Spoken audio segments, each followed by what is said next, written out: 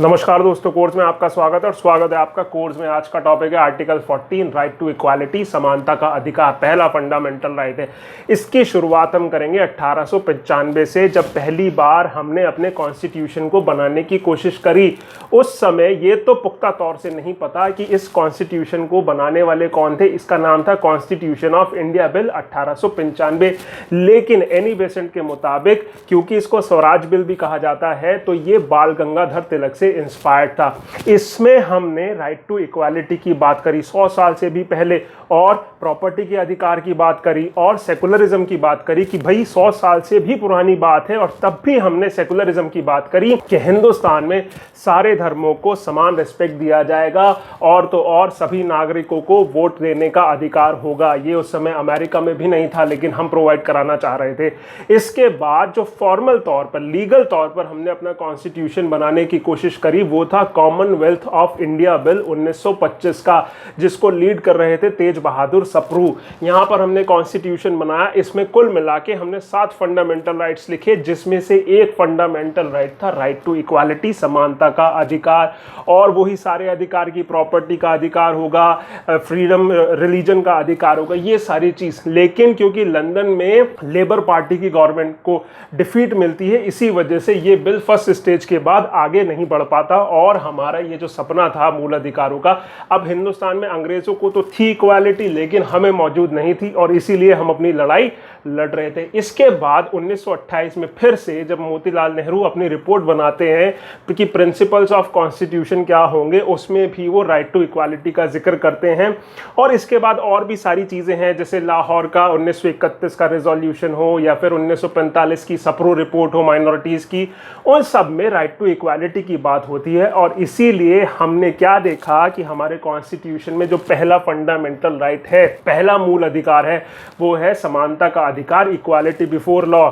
अब जब कॉन्स्टिट्यूशन बन रहा था, तो इस फंडामेंटल राइट को राइट टू लाइफ के साथ जोड़ा गया। मतलब राइट टू लाइफ और इक्वालिटी, ये दोनों एक ही जगह एक ही साथ थे। लेकिन बाद में कॉन्स्टिट्यूशन असेंबली ने ये फैसला लिया कि इन दोनों अधिकारों को अलग करते हैं, और इसीलिए इक्वालिटी का राइट आपको 14 में मिल गया और राइट टू लाइफ आपको 21 में मिल गया, जिसको हम बाद में देखेंगे। अब ये बोलता क्या है? ये बोलता है कि भारत के एरिया में, उसकी टेरिटरी में किसी भी पर्सन को, चाहे वो सिटीजन हो चाहे नॉन सिटीजन हो, उसको इक्वालिटी बिफोर लॉ और इक्वल प्रोटेक्शन ऑफ लॉ से वंचित नहीं किया जाएगा। उसको ये सरकार, जो राज्य है, वो दोनों चीज प्रोवाइड कराएगी। हर किसी व्यक्ति को इक्वालिटी बिफोर लॉ भी होगा और इक्वल प्रोटेक्शन ऑफ लॉ भी होगा।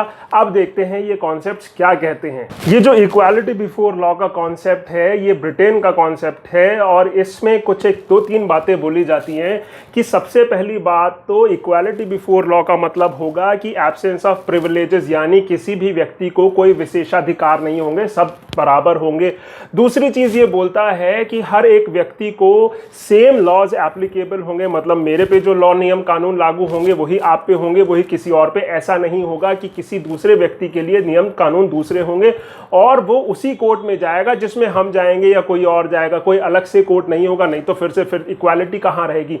और तीसरी चीज कि लॉ सबसे ऊपर होगा, नियम सबसे ऊपर होगा, व्यक्ति ऊपर नहीं होगा। अब यहां पर क्या हुआ, हम एक केस के जिक्र करते हैं। 1994 की ये बात है। तिहाड़ जेल में जो कैदी थे, जो बीमार थे, उनको देखने के लिए 400 डॉक्टर्स का एक कैंप लगाया गया। और उस कैंप में एक डॉक्टर थे, डॉक्टर के अग्रवाल। ये के अग्रवाल वही हैं जिन्होंने कोरोना की वजह से जिनकी मृत्यु हुई, और उन्होंने बहुत पब्लिक सर्विस करी। तो इनका जो सिलसिला है पब्लिक सर्विस का, ये कोई नया नहीं है, कोरोना से रिलेटेड नहीं है, बल्कि 1994 से अभी आप देखेंगे।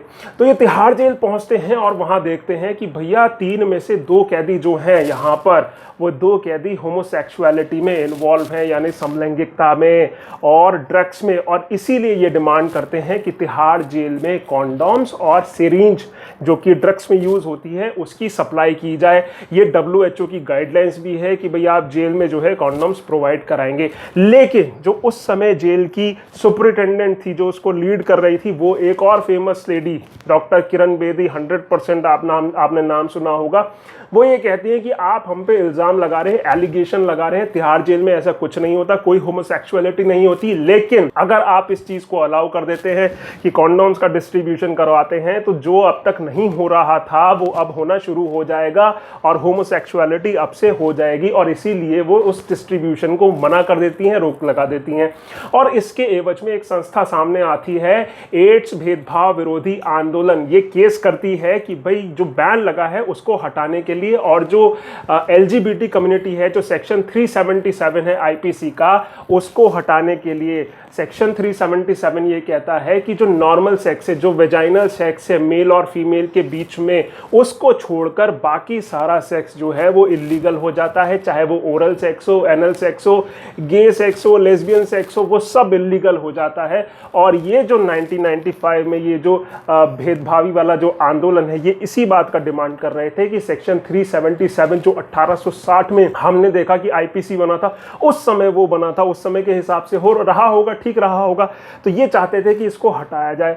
अब ये केस चलता है, लेकिन क्या होता है, ये केस 2001 तक चलता है, और ये जो आंदोलन था, ये जो संस्था थी, ये आगे कंटिन्यू नहीं कर पाती, और इसी वजह से वो केस वहां पर खत्म हो जाता है। लेकिन क्या होता है, इसके तुरंत बाद एक और संस्था सामने आती है, नाज फाउंडेशन, और ये 2001 में उस केस को कंटिन्यू करती है, दूसरा केस डालकर, जिसमें ये उस सेम तरह की डिमांड करती है कि भाई सेक्शन 377 जो LGBT कम्युनिटी है, उनका जो सेक्स से संबंधित जो उनका राइट है, इक्वालिटी का जो राइट है, वो खत्म हो रहा है, उनको नहीं मिल पा रहा है, ये फंडामेंटल राइट्स के खिलाफ है, और इसीलिए वो चाहते थे कि सेक्शन 377 को खत्म किया जाए।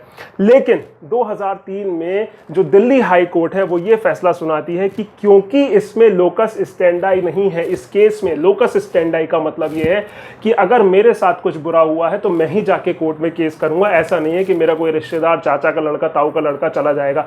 उस केस में लोकस स्टैंडाई मैं हूं, क्योंकि प्रॉब्लम मेरे साथ हुई है। तो यहां पर कोर्ट कहती है कि क्योंकि आप लोकस स्टैंडाई नहीं है, आपके साथ ये प्रॉब्लम नहीं है, इसलिए उस केस को मना कर देती है। और बाद में ये फिर पब्लिक इंटरेस्ट के उसमें लिटिगेशन में इस केस को चलाती हैं, और 2009 में हाई कोर्ट एक जबरदस्त फैसला सुनाता है, वो सेक्शन 377 को इनवैलिड घोषित कर देता है, जहां तक वो LGBT कम्युनिटी के राइट टू इक्वालिटी के खिलाफ था। वो बोलते हैं कि ये जो सेक्शन 377 है, आर्टिकल 14 में दिल्ली हाई कोर्ट बोलता है कि ये जो LGBT कम्युनिटी है, इनके लिए जो आर्टिकल 14 है वहाँ पर एक स्पेशल क्लास बन गई है, इनवैलिड क्लास बन गई है, मतलब इनको एक अलग क्लास की नज़रिए से देखा जाता है, और इसीलिए इनका इक्वालिटी का जो फंडामेंटल राइट है वो वॉइड हो रहा है, उनको नहीं मिल पा रहा है, और इसीलिए सेक्शन 377 इनवैलिड हो जाता है। इसके रेस्पेक्ट में क्या होता है, एक नए व्यक्ति निकल के आते हैं, सुरेश कुमार कौशल। पेशे से ये एस्ट्रोलॉजर थे, और जैसे एस्ट्रोलॉजर हैं तो धार्मिक गतिविधियां भी इनकी ज़्यादा थी, और ये कहते हैं कि क्योंकि हिंदुस्तान में ऐसा कल्चर नहीं है, तो इसके आने से, इस दिल्ली हाई कोर्ट के फैसले के आने से हमारे कल्चर में चेंजेस आएंगे। और साथ ही साथ ये जो केस किया नाज फाउंडेशन ने, ये बड़ा छुप छुपा के किया, पब्लिक को इसके बारे में पता नहीं चल पाया, जिसकी वजह से पब्लिक अपने जो है सेंटिमेंट्स जोड़ नहीं पाई, या अपने जो विचार थे वो सामने रख नहीं पाई। और दूसरा, इस बात के कोई पुख्ता सबूत नहीं है कि अगर सेक्शन 377 को हटा भी दें तो जो एड्स है उसमें भारी कमी आ जाएगी। ये ऐसा मानना था जब नाज फाउंडेशन या फिर जो भेदभाव विरोधी आंदोलन था, उनका ये कहना था कि क्योंकि ये लोग अपनी आइडेंटिटी को छुपा कर रखते हैं और इसी वजह से इनको बीमारियां, एड्स की बीमारियां ज़्यादा लगती हैं। ये इन्होंने मुद्दा उठाया और 2013 में सुप्रीम कोर्ट ने फिर से 2009 के जो हाई कोर्ट का फैसला था उसको पलट दिया, और सुप्रीम कोर्ट ने कहा कि जो LGBT कम्युनिटी है वो तो बहुत छोटी सी है, इनके क्या फंडामेंटल राइट की हम बात करेंगे, ये इंडिया को रिप्रेजेंट नहीं करते। और ये एक ऐसा फैसला था जिसका पूरे वर्ल्ड में इसको क्रिटिसाइज किया गया। इसके बाद क्या होता है, 2013 में नवतेज सिंह जौहर, जो ये आप मरून ड्रेस में देख रहे हैं, नवतेज सिंह जौहर, ये क्लासिकल डांसर हैं, बड़े अच्छे डांसर हैं, ये फिर से केस करते हैं और यूनियन ऑफ इंडिया के खिलाफ। यहाँ पर ये बोलते हैं कि यहाँ पर जो केस का मुद्दा है वो बिल्कुल अलग है और अब पहली बार ऐसा होने जा रहा था कि वो पर्सन जो सीधे तौर पर इस सेक्शन 377 का मारा था वो अब केस डालने वाला था। यहाँ पर इन्होंने कोर्ट से कहा कि हम सेक्शन 377 की वजह से पर्सनली आहत हैं, ये एलजीबीटी कम्युनिटी से आते थे और इसी केस को आगे चलाते हुए 2018 में कोर्ट ने ये फैसला सुनाया कि सेक्शन 377 वहां तक इनवैलिड है जहां तक ये एलजीबीटी कम्युनिटी के जो राइट टू इक्वालिटी है उसको छीनता है। तो यहां पर कोर्ट एक बार फिर से 2018 में सेक्शन 377 को इनवैलिड कर देती है। ये है इक्वालिटी बिफोर लॉ कि जो एक नॉर्मल आदमी को एक सेक्सुअल रिलेशन बनाने का अधिकार है वही एलजीबीटी कम्युनिटी को है। अब एक चीज़ ये है कि जो राइट टू इक्वालिटी है, जैसे आप यहाँ पर देख रहे हैं एक रेस हो रही है कि भाई आपको पेड़ पे चढ़ना है, आप बंदर हैं, भालू हैं, हाथी हैं, सांप हैं, उससे कोई लेना देना नहीं है, लेकिन इक्वालिटी बिफोर लॉ है तो इसीलिए आपको पेड़ पर चढ़ना होगा। ये है क्या, दरअसल जो इक्वालिटी बिफोर लॉ का कॉन्सेप्ट है ये इंग्लैंड में जन्मा और वहाँ पर उस समय लड़ाई हो रही थी राजा को नियम कानूनों में लाने की। वहाँ पर ये बात नहीं हो रही थी कि गरीब को देखे कैसा है, अमीर को देखे कैसा है, पहले तो राजा को ही नियम कानूनों के अंदर में लाना था, राजा पे ही वो कानून लागू करवाने थे जो आम आदमी पर लागू हो रहे थे। इसीलिए ये कॉन्सेप्ट इक्वालिटी बिफोर लॉ वहाँ की देन है। इसमें क्या एक निगेटिव चीज़ है कि इसमें सभी लोगों को एक नज़रिए से देखा जाता है। मतलब अगर टैक्स की बात करें तो जो अमीर है वो भी उतना ही टैक्स देगा जितना गरीब देगा, लेकिन होना क्या चाहिए, गरीब को कम टैक्स देना चाहिए और अमीर को ज़्यादा टैक्स देना चाहिए। और इसीलिए दूसरा कॉन्सेप्ट सामने आता है जिसको हम बोलते हैं इक्वल प्रोटेक्शन ऑफ लॉ। अब ये इक्वल प्रोटेक्शन ऑफ लॉ क्या कहता है, ये कहता है लाइक्स शुड बी ट्रीटेड अलाइक्स। अब ऐसे 2-3 पॉइंट आपको देखने को मिल जाएंगे कि भाई equality of treatment under equal circumstances या फिर similar applicability of laws under similar situation और likes should be treated alikes. ये सारी तो वो चीज़ें हैं जो किताबों में आपको देखने को मिलेंगी, लेकिन है क्या, ये बोलता है कि भैया लॉज को जो है वो लोगों के हिसाब से होना चाहिए। जैसे हम देख रहे थे कि अमीर आदमी ज़्यादा टैक्स मतलब अमीर भी उतना ही टैक्स दे रहा है, गरीब भी उतना ही टैक्स दे रहा है, तो यहाँ पर होगा क्या कि अमीर ज़्यादा टैक्स दे और गरीब कम टैक्स दे। इसको बोलेंगे equal protection of law. Law को लोगों के हिसाब से चेंज कर दिया गया। Likes should be treated alike, जो एक जैसे हैं उनको एक जैसा व्यवहार होना चाहिए उनके साथ। अब है क्या, इसको एक एग्जाम्पल से समझते हैं। 1979 की बात है जब मोरारजी देसाई ने एक कमीशन बनाया, बीपी मंडल कमीशन, और इनको ये रिकमेंड ओबीसी की जो सिचुएशन थी हिंदुस्तान में उसके बारे में इनको बोला गया कि भाई रिकमेंड करो क्या होना चाहिए। और ये मंडल कमीशन ये बोलता है कि भाई नौकरियों में कम से कम 27% का रिजर्वेशन जो है वो ओबीसी को मिलना चाहिए और 22% का रिजर्वेशन जो है वो मिलना चाहिए एससी एसटी कम्युनिटी को। और अब होता क्या है, 10 साल बाद जो वीपी सिंह की गवर्नमेंट आती है वो इस बीपी मंडल के जो रिकमेंडेशन थी उसको लागू कर देती है। और इसको लागू करने में हिंदुस्तान में पूरे मतलब नेशनल लेवल पर एक विद्रोह होता है। इसको लोग हजम नहीं कर पा रहे थे कि भाई इतना अच्छा, इतना तगड़ा रिजर्वेशन जो है वो कैसे सरकार दे सकती है।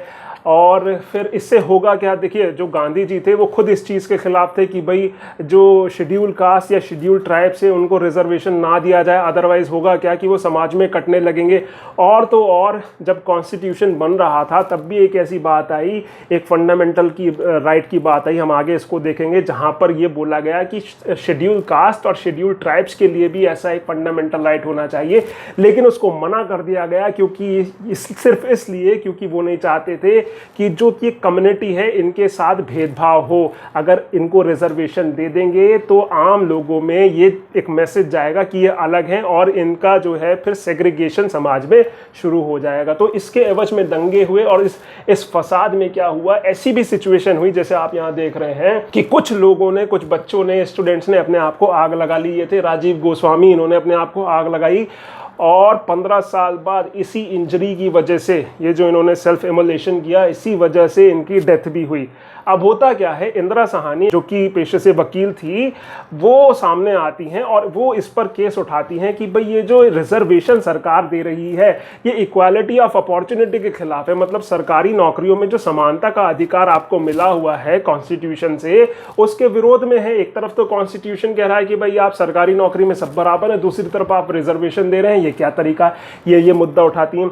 और दूसरा ये मुद्दा उठाते हैं कि जो कास्ट है जिसके बेसिस पर आप रिजर्वेशन दे रहे हैं वो कोई अच्छा इंडिकेटर या सूचांक नहीं है कि जिससे हम बैकवर्डनेस का पता लगा सके। यानी कि ऐसा भी हो सकता है कि कोई लोअर कास्ट से आता हो लेकिन बहुत अमीर आदमी हो, ऐसा भी हो सकता है कि कोई जनरल कास्ट से आता हो लेकिन बहुत गरीब आदमी हो। तो इनके अनुसार ये जो कास्ट था ये सही इंडिकेटर नहीं था। और इन्होंने ये भी कहा कि इस रिजर्वेशन से जो पब्लिक सर्विसेज है, जो पब्लिक सर्विसेज के इंस्टीट्यूशन है, उसकी एफिशिएंसी कम हो जाएगी जब वहाँ पर कम एफिशिएंसी वाले लोग रिजर्वेशन से आएंगे। ये सारे मुद्दा इन्होंने केस में उठाया और इसको कहा गया Indira Sahni versus union of India का केस। और इस केस में सुप्रीम कोर्ट क्या फैसला सुनाता है, वो SC/ST कम्युनिटी के फेवर में फैसला सुनाता है। वो ये बोलता है कि जो क्लास है वो एक वाजिब इंडिकेटर है बैकवर्डनेस को बताने के लिए, और वो जो रिजर्वेशन है उसको वैलिड कर देता है।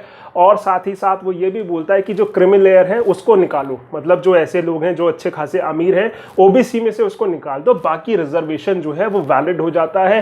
क्योंकि भाई इन लोगों ने, इनके साथ जो हिस्ट्री में ऐसी सिचुएशन, इनके साथ ऐसा व्यवहार हुआ है कि इन लोगों को आगे बढ़ने के लिए रिजर्वेशन की ज़रूरत है। और इसी वजह से ये देखिए, ये है इक्वल प्रोटेक्शन ऑफ लॉ, यानी कि जो रिजर्वेशन का कॉन्सेप्ट, जो सरकारी नौकरियों में सब बराबर हैं, लेकिन प्रोटेक्शन कहाँ पर हो गया, जो शेड्यूल कास्ट और शेड्यूल ट्राइब्स की कम्युनिटी है उनको रिजर्वेशन देके हमने प्रोटेक्शन ऑफ लॉ से उनको equality they the. Equal protection of law यहाँ पर लागू हुआ। ये देखिए ठीक उसी तरीके से इक्वालिटी बिफोर लॉ में क्या होगा कि आप जो है वो तीनों बराबर हैं, तीनों को एक बेंच दिया गया है। अब आपके ऊपर है, आप देख पाएंगे या नहीं देख पाएंगे। जो लंबा आदमी वो तो देख लेगा, लेकिन जो बच्चा है वो नहीं देख पाएगा। और इसी वजह से प्रोटेक्शन ऑफ लॉस लागू किया जाएगा। जो सबसे छोटा है उसको बड़ी बेंच दी जाएगी और इक्वालिटी सब में तभी आ पाएगी। आप ये देखिए, अगर तीनों में इक्वालिटी नहीं है, इक्वल प्रोटेक्शन ऑफ लॉ का फाइनल रिजल्ट क्या होगा, इक्वालिटी। अब तीनों की हाइट एक बराबर हो गई है, ये है इक्वल प्रोटेक्शन ऑफ लॉ। अब ये जो इक्वल प्रोटेक्शन ऑफ लॉ है ये हमारे रोजमर्रा की जिंदगी में हमारे आसपास चारों तरफ है। अगर जैसे फैमिली में क्या होता है, जो सबसे छोटा बच्चा है 2, 4, 5, 6 महीने का, उसकी देखभाल अलग तरीके से होती है बजाय उसके जो कि 10, 12 साल का हो चुका है। ऐसे बहुत सारे घरों में होता होगा कि जहाँ पर बच्चे पूछते हैं कि अरे मैं बड़ा हो गया हूँ, अब आप मुझे प्यार नहीं करते। लेकिन क्या है कि वो सिचुएशन के हिसाब से छोटे बच्चे को ज़्यादा देखभाल की ज़रूरत है और इसीलिए वहाँ पर इक्वल प्रोटेक्शन ऑफ लॉ लागू होता है। या फिर जब आप 12th के बाद एग्जामिनेशन देते हैं तो आपको जो फीस देनी होती है IITs के लिए, NITs के लिए, आप जनरल कम्युनिटी से आते हैं तो वो फीस अलग होती है। लेकिन अगर आप किसी रिजर्व कैटेगरी से आते हैं तो वो फीस कम हो जाती है, फिर से इक्वल प्रोटेक्शन ऑफ लॉ। या फिर आप लेडीज़ हैं, मैटरनिटी लीव पे जाते हैं, आप प्रेग्नेंट हैं तो 6 महीने की आपको छुट्टी मिलती है। अब आप कहेंगे कि नहीं जी, लोगों को जो आदमी है उनको भी छुट्टी मिलनी चाहिए, तो भैया हो जाओ प्रेग्नेंट और ले लो छुट्टी, उसमें क्या मनाही है, सरकार दे देगी। इससे अलग अगर आप रेस ट्रैक देखेंगे तो उसमें क्या होता है, जो सबसे छोटे वाले ट्रैक पे होता है व्यक्ति, उसको सबसे पीछे रखा जाता है, और जो सबसे बाहर वाले ट्रैक पर होता है उसको सबसे आगे रखा जाता है। क्योंकि जो बाहर वाले ट्रैक पर है उसको ज़्यादा डिस्टेंस कवर करनी है, जो छोटे ट्रैक पे है उसको कम डिस्टेंस कवर करनी है। और इसी वजह से अगर इक्वालिटी बिफोर लॉ होता तो उस सारे ट्रैक पे सबको एक ही सिधाई पर खड़ा करते, और जो सबसे बाहर वाला होता उसको ज़्यादा डिस्टेंस कवर करके आनी होती। हम तो कह देते इक्वालिटी बिफोर लॉ है, हम क्या करें। इसी वजह से हमने प्रोटेक्शन ऑफ लॉ लगाया और सबको एक समान सिचुएशन में रखने की कोशिश करी। अब ये जो इक्वालिटी बिफोर लॉ है, ये AB dicey, Albert when dicey, एक महान जूरिस्ट इंग्लैंड के, उन्होंने कॉन्सेप्ट दिया रूल ऑफ लॉ। उस रूल ऑफ लॉ में 3 पॉइंट थे। पहला कि भाई कोई भी व्यक्ति, उसको तभी गिरफ्तार या तभी सज़ा दी जाए अगर उसने कोई अपराध किया हो। ऐसा नहीं कि भाई राजा जा रहा है, रास्ते में देखा कि एक आदमी इंग्लैंड में थेम्स नदी को देख रहा है, ऐसी ठंडी ठंडी हवा ले रहा, राजा बुलाता है, कहता है भाई क्या कर रहे हो यहाँ पे, कह रहा महाराज ऐसी खड़ा हूँ, खड़ा नहीं हो सकता क्या। राजा कहता है जी कर दो कलम, इसका अलग, इसका सर का जो है कलम कर दो। या डिक्टेटर मूवी अगर आपने देखी हो, कुछ भी गलत हो जाए तो वो मारने का आदेश दे देता था। तो ये तो वो बात थी कि उसने कोई अपराध तो किया नहीं और फिर भी उसको सजा मिल गई, और आर्बिट्रेरी जो राजा का मन। तो यहाँ पर AB डाइसी कहते हैं कि किसी व्यक्ति को, रूल ऑफ लॉ के कॉन्सेप्ट में पहला पॉइंट कहता है कि किसी व्यक्ति को तभी सजा दी जाए अगर उसने कोई अपराध किया हो, और दूसरा कहता है कि हर व्यक्ति को इक्वालिटी बिफोर लॉ, जो हम अभी पढ़ रहे हैं, ये उस रूल ऑफ लॉ के कॉन्सेप्ट का दूसरा पॉइंट। और तीसरा पॉइंट ये बोलते हैं कि जो लोगों के फंडामेंटल राइट्स हैं, मूल अधिकार हैं, उनसे कॉन्स्टिट्यूशन बनाया जाए। पहले देखा जाए कि लोगों को क्या क्या अधिकार चाहिए और फिर वो वो सब कॉन्स्टिट्यूशन में लिखे जाएं।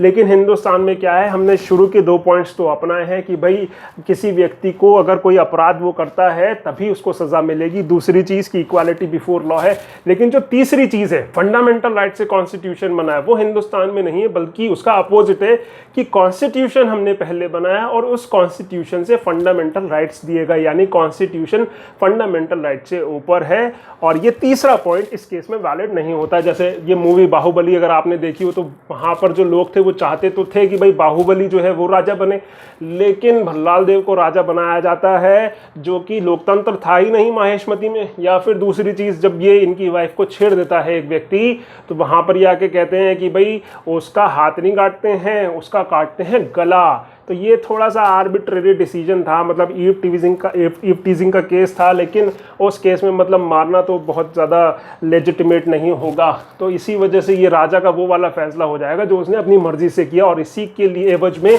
एबी डाइसी ने रूल ऑफ लॉ का कॉन्सेप्ट दिया। अब अगर हम इक्वालिटी बिफोर लॉ और इक्वल प्रोटेक्शन ऑफ लॉ को कंपेयर करें, तो जो before law, equality before law है वो निगेटिव कॉन्सेप्ट है थोड़ा सा, और प्रोटेक्शन जो है वो पॉजिटिव कॉन्सेप्ट है। कैसे?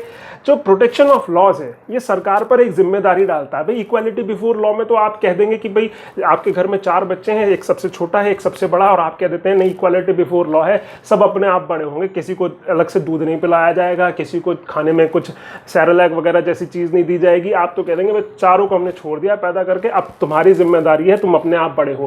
प्रोटेक्शन ऑफ लॉ थोड़ा सा पॉजिटिव कॉन्सेप्ट है, वो जिम्मेदारी डालता है माता पिताओं पर या फिर राज्य पर कि आप जो सबसे कमज़ोर हैं उसको ढूंढें, उसका पता लगाएं और उसके हिसाब से लॉस को चेंज करें। तो जो सबसे छोटा बच्चा है उसको रिक्वायरमेंट होगी कि आप अपने हाथ से उसको दूध पिलाएं, उसको खाना खिलाएं, और यही प्रोटेक्शन ऑफ लॉ हो गया, जो थोड़ा सा पॉजिटिव कॉन्सेप्ट हो गया।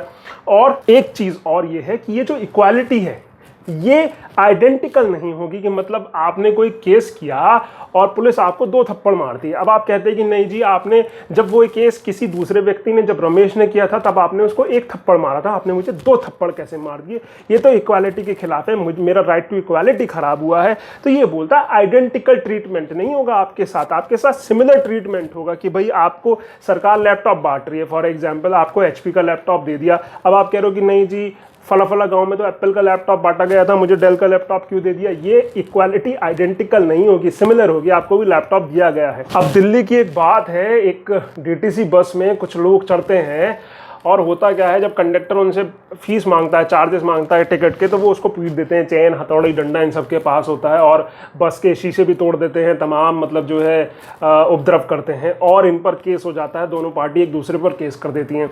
कुछ दिनों बाद क्या होता है, ये दोनों आपस में केस वापस ले लेते हैं। अब होता क्या है, जिस व्यक्ति ने वो तोड़फोड़ करी थी, थोड़े दिनों बाद क्या होता है, दिल्ली पुलिस कांस्टेबल की भर्ती निकालती है। अब ये आदमी भर्ती मारता है, सिलेक्ट भी हो जाता है, सब कुछ हो जाता है। इसके बाद जब फाइनल स्क्रीनिंग होती है कि जब आप सरकारी नौकरी में जाते हैं तो एक पुलिस वेरिफिकेशन होता है कि भाई इसका कोई आपराधिक इसका बैकग्राउंड तो नहीं है। उसमें जो कमेटी, स्क्रीनिंग कमेटी है, वो देखती है कि यार इस पर व्यक्ति पर तो पुलिस केस हो रखा है, और ये इस नेचर का है, इस प्रवृत्ति का है कि ये दंगाई आदमी है, इसको पुलिस फोर्स में लेना ठीक नहीं होगा, और इसीलिए वो उसका जो अपॉइंटमेंट है वो कैंसिल कर देती है।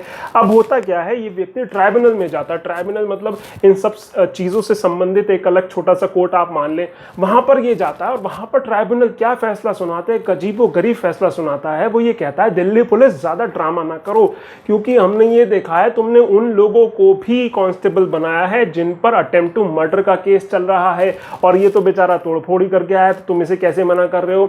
अब इस पर क्या होता है, इस पर कमिश्नर ऑफ पुलिस जो है उनकी तरफ से केस डाला जाता है, और यहाँ पर जो कोर्ट है, दिल्ली हाई कोर्ट है, वो क्या फैसला सुनाता है कि जो इक्वालिटी है, मतलब यहाँ पर ट्राइब्यूनल कहती है कि आप इनकी इक्वालिटी का अधिकार छीन रहे हो, क्योंकि एक तरफ तो आप अटेम्प्ट टू मर्डर वालों को कांस्टेबल बना दे रहे हो, लेकिन ये इस व्यक्ति को आप मना कर दे रहे हो, और इसी वजह से ट्राइब्यूनल उस ऑर्डर को, उस दिल्ली पुलिस के ऑर्डर को कैंसिल कर देता है। अब जब ये दिल्ली हाई कोर्ट में जाते हैं तो दिल्ली हाई कोर्ट क्या कहता है कि जो इक्वालिटी का कॉन्सेप्ट है ये एक पॉजिटिव कॉन्सेप्ट है, ये इलीगैलिटी के केस में लागू नहीं होगा। मतलब कि आप ये नहीं कह सकते कि दूसरे व्यक्ति को अगर आपने वो उस पर 307 के चार्ज लगे हैं, आपने उसको कांस्टेबल बना दिया, अगर एक बार गलती हुई है तो वो आप ये नहीं कह सकते कि उसने गलत किया तो मुझे भी वही अधिकार दो। जैसे कि आप बिना हेलमेट के जा रहे थे, पुलिस ने आपको पकड़ लिया, अब आप ये नहीं कह सकते कि भाई मेरे पास तो राइट टू इक्वालिटी है और बाकी सारे लोग क्योंकि बिना हेलमेट के घूम रहे हैं तो मुझ पे भी भी चालान मत लगाओ, मुझे भी राइट टू इक्वालिटी है। यहाँ पर कोर्ट ये कहेगा ठीक है भैया गलती हुई, लेकिन इसका मतलब ये नहीं है कि उस गलती को आपको तब्दील करके राइट टू इक्वालिटी दिया जाए, कि आपको भी छोड़ दिया जाए, बाकी लोगों को छोड़ दिया गया था। तो अब ये हैं ईटा पीटा रीटा, ये इतनी खुश इसलिए हैं क्योंकि इनको ये पता चल चुका है कि जो राइट टू इक्वालिटी हिंदुस्तान में है ये सिटीजन्स को भी है, नॉन सिटीजन्स को भी है।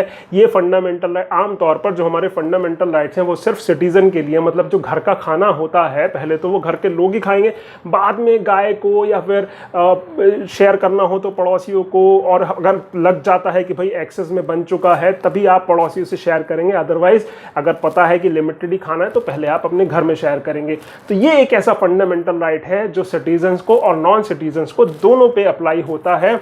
और इससे अलग हिंदुस्तान में दो व्यक्ति ऐसे होते हैं जिनका रुतबा जो है सबसे अलग होता है, एक होता है जीजा, एक होता है फूफा। ये दो लोग ऐसे हैं जो किसी भी शादी ब्याह में अगर आप जाएं आप इनको अलग से पता लगा सकते हैं। ये ऐसे खड़े होते हैं बिल्कुल तन के, किसी से कोई बात नहीं करते हैं, सब इनके चारों तरफ इनको घेर के खड़े होते हैं, और खाने की स्टॉल पे जाते नहीं है, खाने की स्टॉल खुद इनके पास आती है।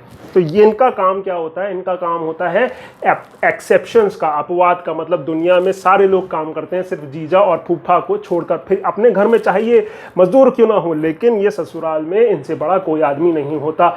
और ऐसे ही जीजा और फूफा यहाँ पर भी हैं जिन पे राइट टू इक्वालिटी लागू नहीं होता। ये है हमारे राष्ट्रपति जी और उपराष्ट्रपति जी या फिर फॉरेन कंसुलेट के लोग, इन पर कोई भी क्रिमिनल केस नहीं चलाया जा सकता अगर ये ऑफिस में है। यहाँ पर राइट टू इक्वालिटी क्लेम नहीं किया जा सकता, या फिर कोई सिविल केस है तो इनको नोटिस जाएगा और फिर जाके कहीं केस चलेगा। तो कुछ केसेस में ये आपको किताबों में बहुत बढ़िया तरीके से पॉइंट वाइज लिस्ट आपको रटना हो तो रट लीजिएगा, वहाँ पर आसानी से आपको मिल जाएगा कि किस केस में राइट टू इक्वालिटी लागू नहीं होता।